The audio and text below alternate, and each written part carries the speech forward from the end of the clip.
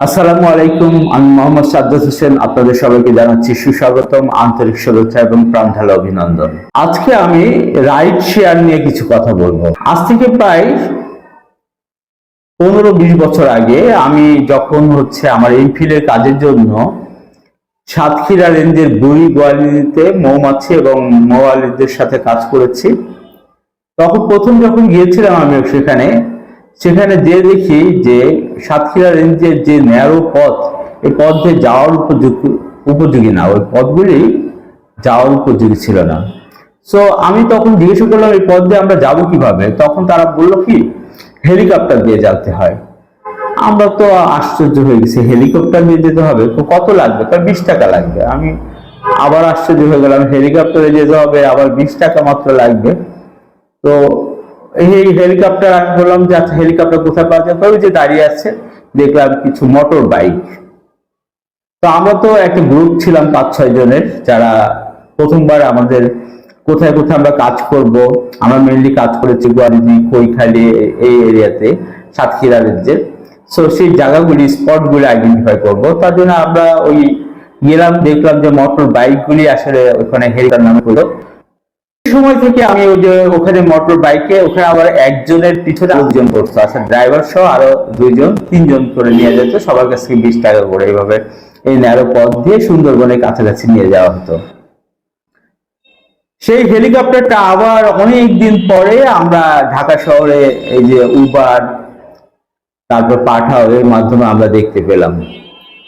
এখন এটাকে আমি সুস্বাগতম জানাই, কারণ কি আমাদের দেশের অসংখ্য বেকার ছেলেদের ভিতরে একটি বিশাল অংশ, আপনারা রাস্তায় গেলেই দেখবেন যে একটি বিশাল অংশ কিন্তু এই মোটর বাইক দিয়ে টাকা উপার্জন করতেছে, এবং এদের অধিকাংশ শিক্ষিত। এরা বাইক দিয়ে টাকা উপার্জন করতেছে। আজকে সেই বাইক রাইডারদের সাথে নিয়ে কিছু কথা বলবো, এবং সাথে কথা বলবো যে সকল অন্য গাড়িগুলি যারা চলে আমাদের রাস্তায়, তারা কিভাবে বাইক রাইডারদেরকে সাহায্য করবে। আপনারা অবশ্যই জানেন যে এই রাইডারগুলির 80 থেকে 90% ছেলে মাস্টার্স পাস, এবং এরা উচ্চ শিক্ষিত। খুব কম আছে যারা আপনার গ্রাজুয়েশন করে নাই। সো এদেরকে আমাদেরকে একটু সম্মান করে চলা উচিত। হ্যাঁ, এদের সাথে আমাদের ব্যবহারটা সুন্দর করা উচিত। দ্বিতীয়ত যে কথাটা আমি বলতেছি, যে অধিকাংশ সময় দেখা যায় যে আমাদের যে বাস কিংবা সিএনজি এরা চলে, এরা বাইক রাইডারদেরকে সাইড দিতে চায় না। এরা কিন্তু একটা রাস্তার একটা সাইড দিয়ে চলে, এদেরকে সাইড দিতে চায় না। আমি তাদের কাছে খুব আন্তরিকভাবে রিকোয়েস্ট করব যে এদের জন্য একটা চলার পথ করে দিবেন আপনারা। এই শিক্ষিত ছেলেগুলি যাতে অন্য পথে না যেয়ে পরিশ্রম করে টাকা ইনকাম করতে পারে। সাথে বাইক রাইডারদেরও আমার একটা রিকোয়েস্ট থাকবে, আপনারা যখন হেলমেট কিনেন তখন আপনি আপনার হেলমেটটা কিন্তু খুব ভালো হেলমেট কিনেন, যাতে অ্যাক্সিডেন্ট করলে আপনার মাথাটা নিরাপদে থাকে। কিন্তু প্যাসেঞ্জারের জন্য যে হেলমেটটা কিনেন সেটা খুবই সাধারণ থাকে।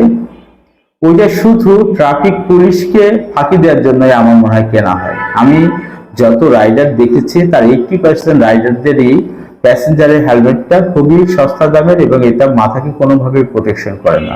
সো আপনাদের কাছে আমার রিকোয়েস্ট থাকবে যে আপনারা এমন একটি হেলমেট পরবেন যেটা পুলিশকে ফাঁকি দেওয়ার জন্য না। পুলিশ আসলে আপনাকে কি করছে? আপনাকে সহযোগিতা করতেছে। মাথায় হেলমেটটা পরার উদ্দেশ্য কি? যে আপনি নিরাপদ থাকবেন, আপনার প্যাসেঞ্জার নিরাপদ থাকবে। কিন্তু এই কারণে যে আমরা পড়তেছি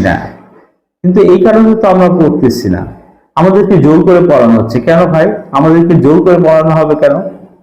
আপনার সেফটির জন্য যে কাজটা করা হবে সেটাকে আপনাকে স্বেচ্ছায় করতে হবে।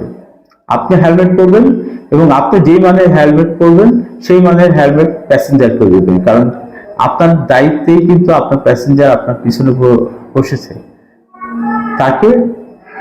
তার নিরাপত্তার কথাটাও আপনার চিন্তা করতে হবে। এটা সকল রাইডারদের প্রতি আমার অনুরোধ যে আপনি যে হেলমেটটা পরবেন সেই রকম আরেকটা নিরাপদ হেলমেট আপনার প্যাসেঞ্জারকে দিবেন, তাহলে আপনারা দুজনেই নিরাপদ থাকবেন। আল্লাহ হাফেজ, এখানেই শেষ করছি।